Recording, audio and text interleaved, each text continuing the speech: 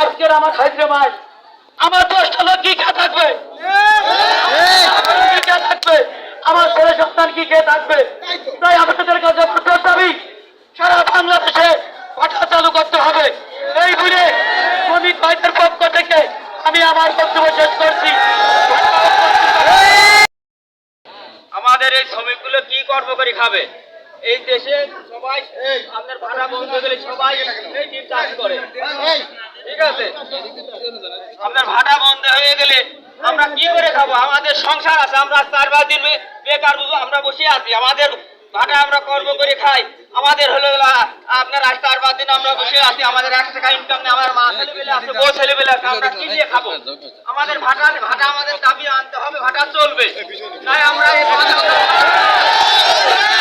আমার মাধ্যমে জানিয়ে দিতে চাই 13 সালে শেখ হাসিনার